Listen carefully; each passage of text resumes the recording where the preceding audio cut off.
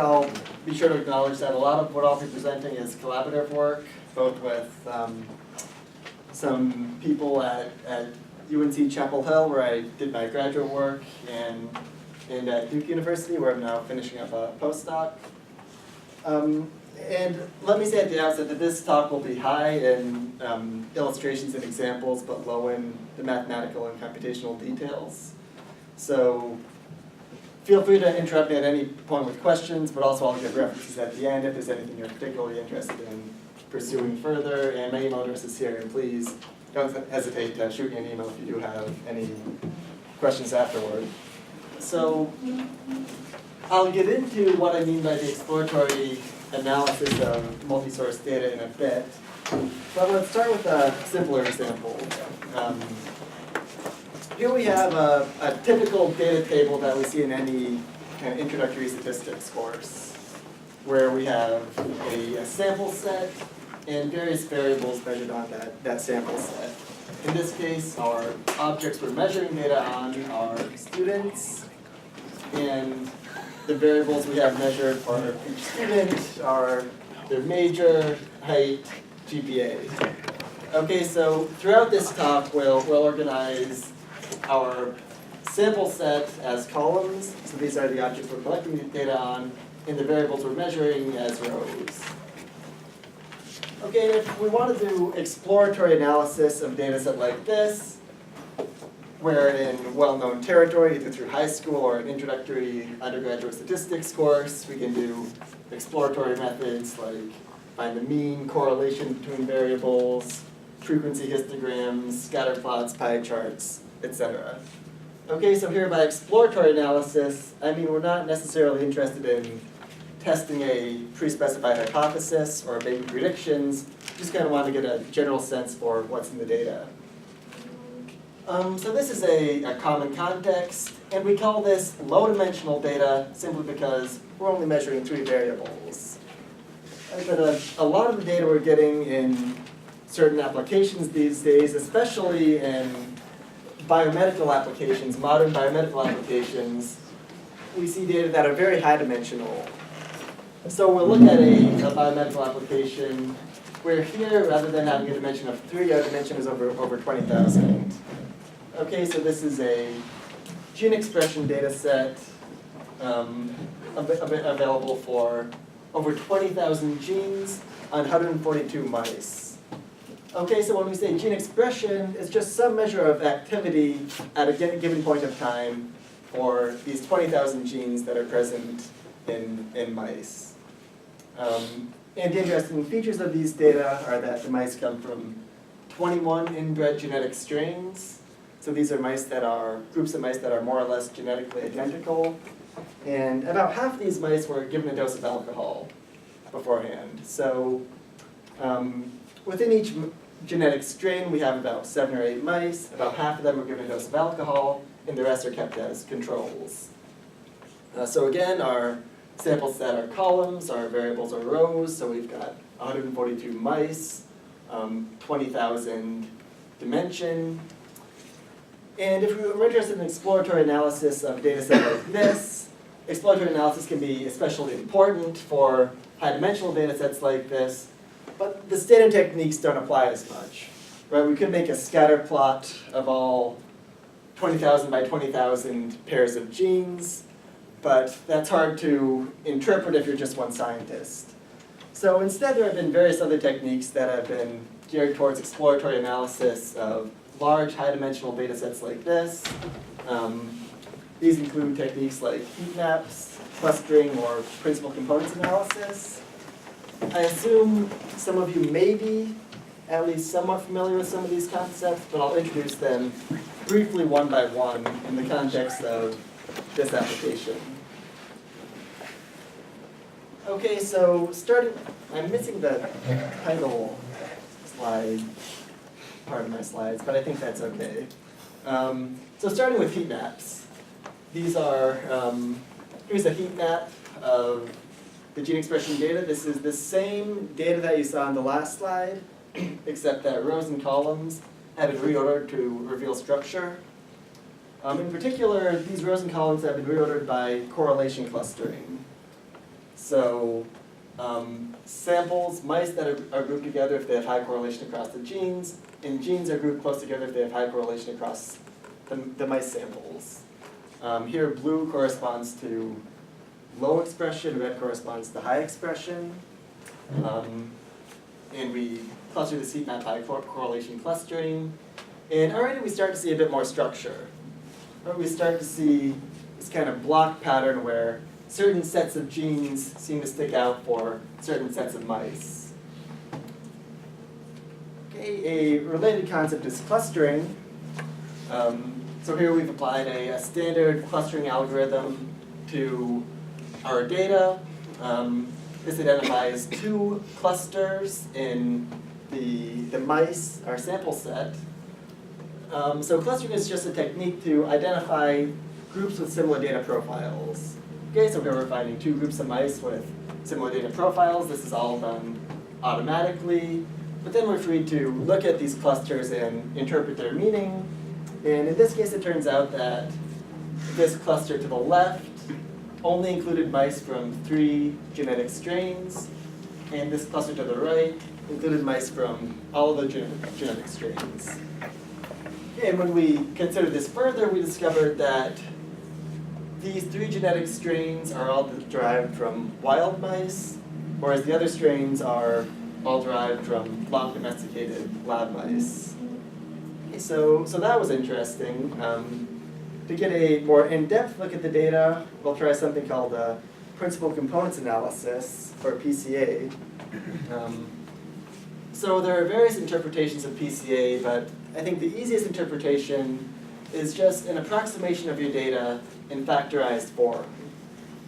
Okay, so we'll take our same gene expression data set, that's 20,000 by 142, and we'll approximate our data with a long skinny matrix multiplied with a short fat matrix. Where here, this matrix U are called the variable loadings. These are column vectors. These are called the sample scores. These are row vectors.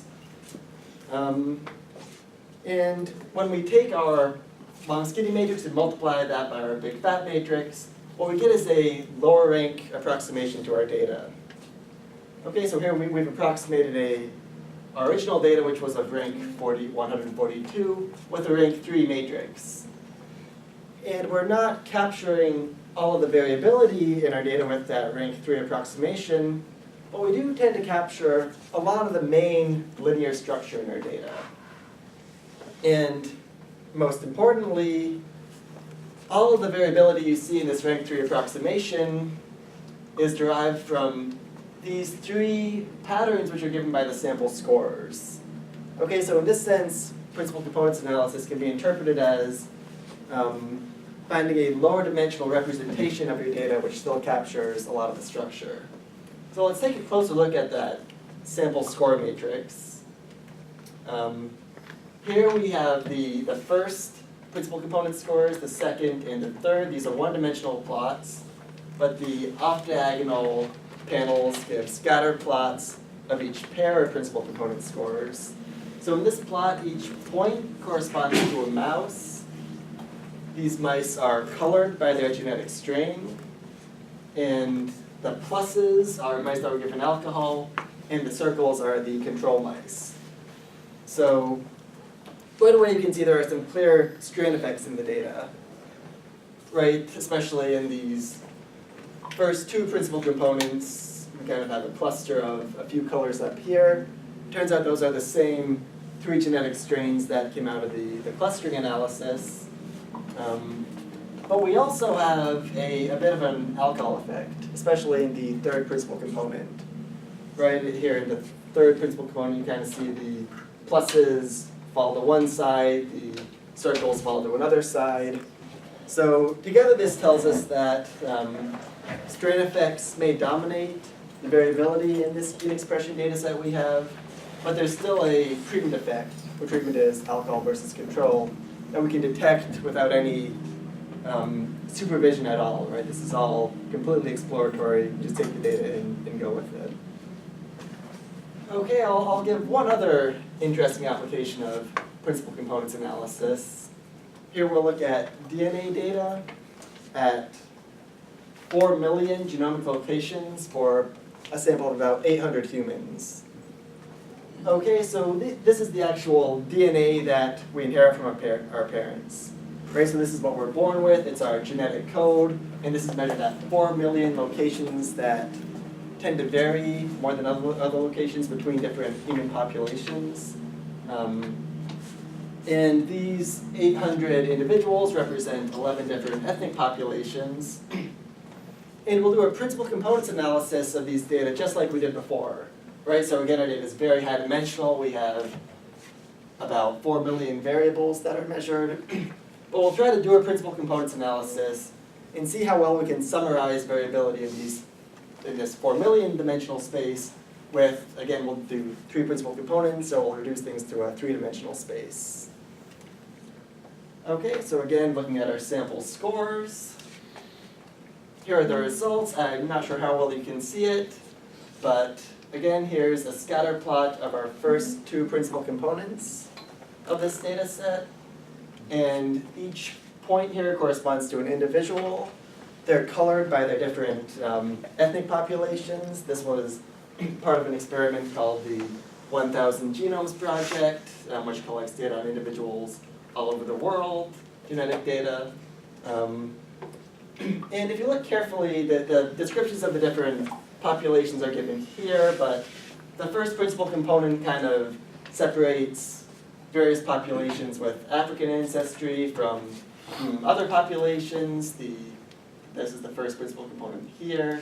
The second principal component tends to distinguish the Asian populations from American and European populations, both of Native American and European origin.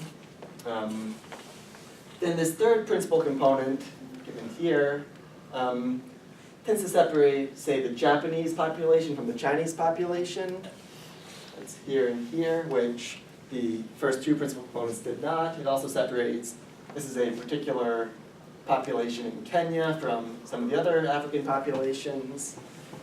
Okay, so here we've taken a very, very high dimensional space and reduced it down to something that we can meaningfully interpret. Right? I've also had my own genome sequence, so I can put myself on this plot. And turns out I fall where I'd expect, maybe in the kind of West and Northern European ancestry population. Okay, so the idea behind these techniques, like heat maps, clustering, PCA, is just to, given a very large data set, reduce it down to something that we can view and meaningfully interpret as humans. So now we'll get to the main... Quick question on that. Sure. On the previous slide. Yeah. Is there any explanation for why some of them on PC1 and PC2 are spread out and other ones are right on top of one another, like MEX and ASW are spread out across lines, but the gray one there, the LWK is...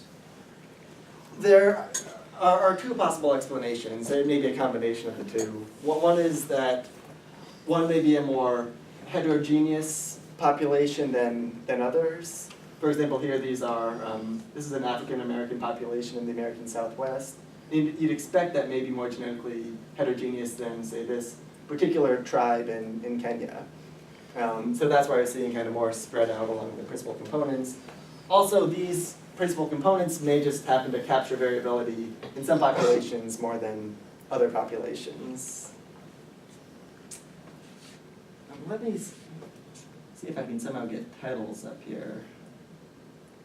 My top titles. Okay, well I guess it's not worth worrying about too much.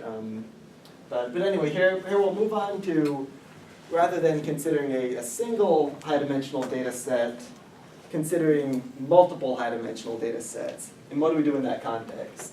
Okay, so here our motivating example will be data from the Cancer Genome Atlas. In particular, we'll look at a set of 348 breast cancer tumor samples.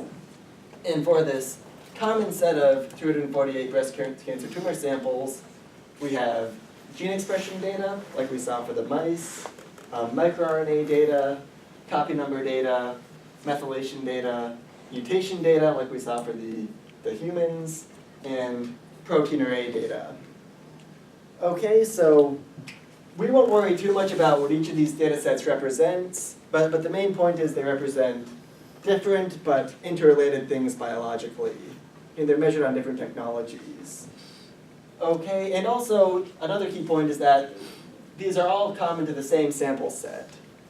Okay, so we'll conceptualize our data similarly to before, except now we have multiple high-dimensional data sets for the same sample set. Okay, so here we have our common sample set of breast cancer tumors. For this we have gene expression data, microRNA data, copy number data, and so on. Okay, so just so we're all clear, here this column is one breast cancer tumor sample, and for that tumor sample we have a big vector of gene expression measurements, another big vector of microRNA measurements, a vector of copy number measurements, and so on. Okay, so we'll call this multi-source data, and this is the context we'll be working with for the rest of the hour. Okay, in particular, we'll consider extending existing exploratory methods for high-dimensional data sets, like clustering and principal components analysis, to this multi-source context. And there are two obvious ways to do this. One is to just analyze each data set separately, okay, using the existing methods we briefly introduced. An issue with this approach is that you're sacrificing power by not including all the data that's available in any one analysis, but you also miss dependencies and associations between the data sources, which are often of scientific interest. Another approach is to just do a fully joint analysis.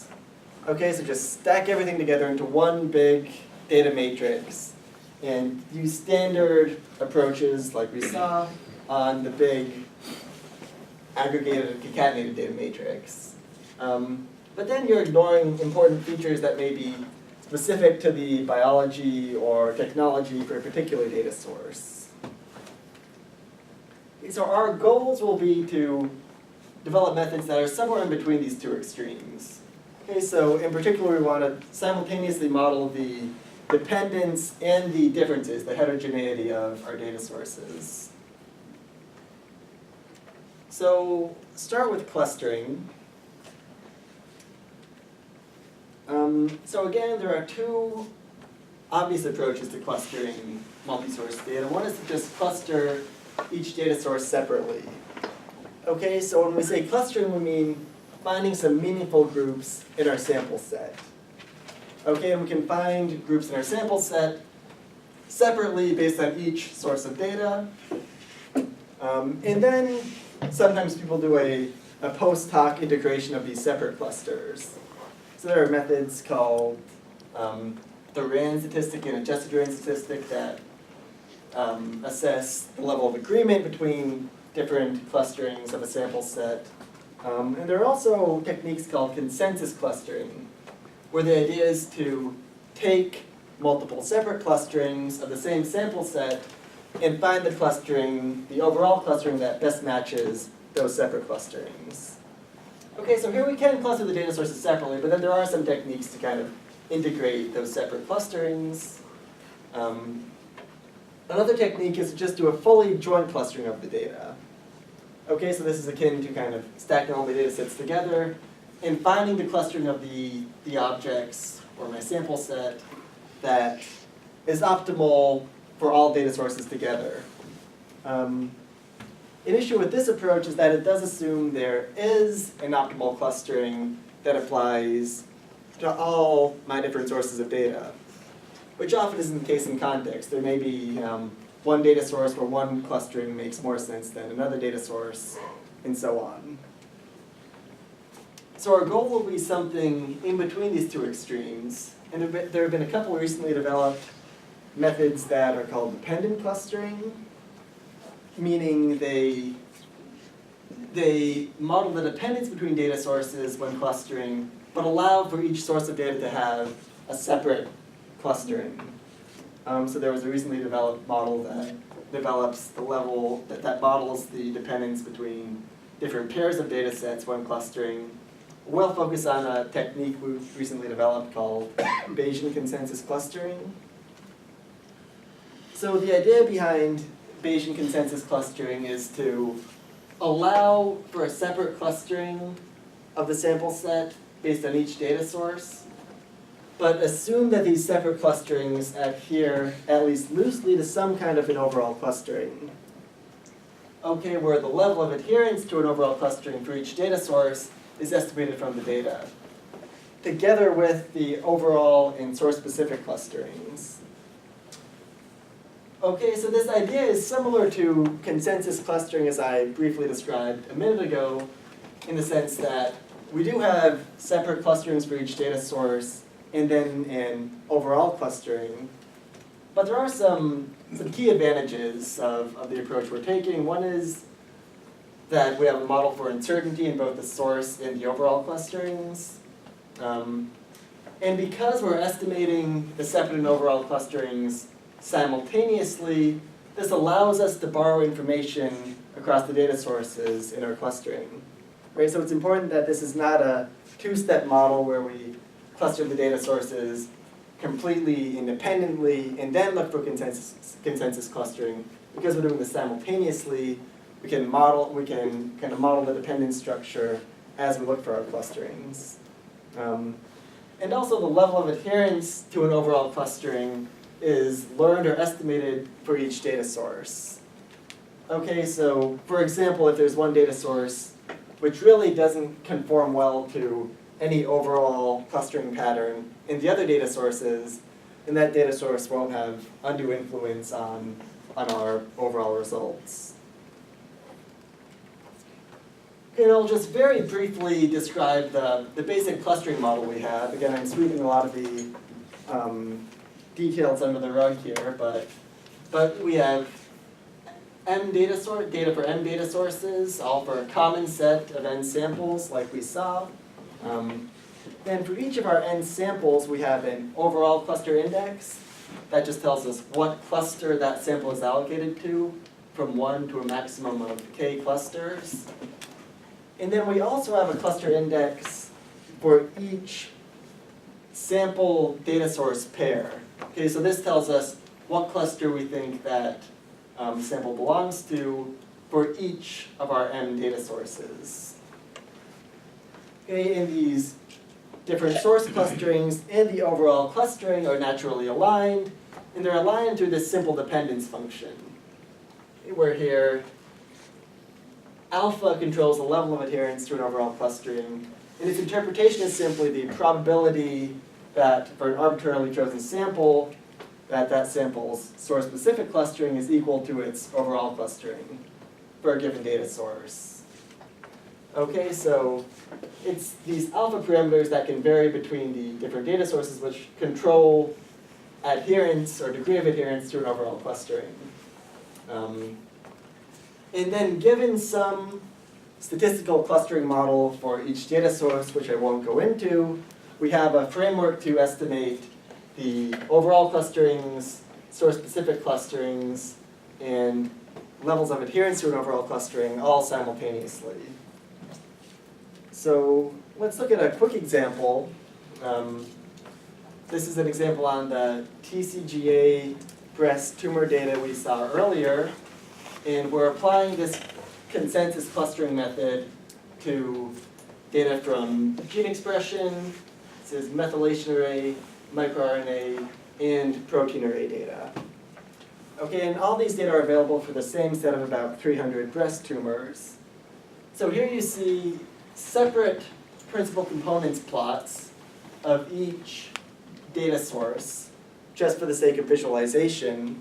And here each point corresponds to a breast tumor sample, and these points are colored by their estimated overall clustering, and the symbols correspond to the clustering that we deem to be specific to that data source. So these colors don't change in all 4 plots, but the symbols do change. Okay, and this was kind of a nice illustration of the method because there's clearly some kind of an overall clustering structure here. really on all four of these plots, which are derived from different sources of data, we see the clusters are distinguished to at least some degree. But if you look carefully, you see that the symbols match each individual data source better than the overall clusterings. Okay, so this was a case where we had clearly some kind of overall clustering structure, but we could improve things by looking specifically within each data source. Okay, so that's a quick illustration of clustering on multiple data sets. Now let's move on to principal components analysis. So like we saw before, the idea behind PCA is to find a low-rank approximation to our data. So if, for example, I have two sources of data, we'll call this x1 and x2. Again, just as before, we'll assume the columns match between these data sets, but the rows may not. One approach is to just stack those data sets together and do a PCA of the concatenated data. What this will do is that we'll try to explain as much variability as possible in this low-rank approximation. Whether that variability exists in terms of sample patterns that explain a lot of the data in x1 but not x2, or explain a lot of the data in x2 or x1, or explain a lot of the data on both. Okay, so with this motivation, we've developed something we're calling the joint and individual variation explain model, where the idea is to separate out structured low-rank variability in the data into variability that's joint across multiple data sets from variability that may exist on one data set but not the others. Okay, so this is all the structured variability, and this is the residual noise, just kind of like independently distributed among the entries. Okay, so to interpret this model, I think it helps to kind of look at the PCA factorization approach. And with this model, because we have a single low-rank approximation meant to capture joint variability between the data sets, we can factorize this in such a way that the sample scores are common. Okay, so when I say joint structure or joint variability, really what I mean are lower dimensional patterns in the sample set, which explains a lot of variability on all sources of data. And when I say individual structure or individual variability, what I mean are lower dimensional structure in the sample set, which may explain a lot of variability on one kind of data, but not my other kinds of data. Okay, so just to briefly define this model in more mathematical terms, again, I have a collection of data sets, all on the same set of samples, but potentially of different dimensionality. Meaning, again, the columns match up, but the rows may not. They may even be of different dimension, different number of rows. So we approximate our data with a low-rank approximation meant to capture joint variability between the data sets, then separate low-rank approximations meant to capture variation that's individual to each data source, and residual noise. And the key is that here we have a single rank constraint on this joint matrix, but for separate matrices we have different rank constraints. Okay, and to estimate this model now, we'll describe estimation for just a fixed set of ranks for joint and individual structure. Just like what's done in principal components analysis, we estimate the model by minimizing these semi-squared residuals. Okay, so the residuals are what's left after we subtract our estimates of joint and individual structure, and we want to minimize those residuals. Minimizing meaning we'll minimize the sum of squared residual entries. So this here is something called the Frobenius norm, which is just the sum of the squared entries of our matrix. And to do this, we take an iterative approach where we fix our estimate for joint structure, then find the individual structures to minimize the sum of squared residuals, then fix our individual structures, and minimize our joint structure, just to estimate the joint structure to minimize the sum of squared residuals. And we do this until convergence, and at each step, we can do this simply by a collection of singular value decompositions. Okay, so we can do this at each step, and we'll run it until it converges. And the only constraint we put on the model is we assume that the rows of our joint matrix and our individual matrices are orthogonal. And I say without lots of generality here, simply because this doesn't restrict our method in that any approximation to our data can be written equivalently in a way that satisfies this orthogonality constraint, and it's actually necessary to make the model well-defined. Okay, and practically the interpretation is because things are orthogonal, that means that joint structure has no association with individual structure in terms of the patterns in the samples they're picking up. Okay, so a few other issues we need to deal with, which I'll kind of gloss over, are scaling of the individual data sets. So these data sets can have very different scale and dimension, meaning, we have one kind of data which is collected on 1 million variables and ranges from 100 to -100 in its values. Then we may have another data set which is collected for maybe 1,000 variables and ranges from 0 to 50 in its values. So to deal with these kind of this heterogeneity, we center each data set. So we row center by subtracting the mean value from each variable. And we scale the data sets to have the same total sum of squared entries. Okay, and given how we're estimating our model, that puts each of our data sets on kind of an even footing. Another important aspect of the model is selecting the ranks. So we need to select just how much joint structure or how much individual structure we take in terms of these ranks. And we have an approach based on permutation testing to estimate the ranks, which I won't go into detail in now.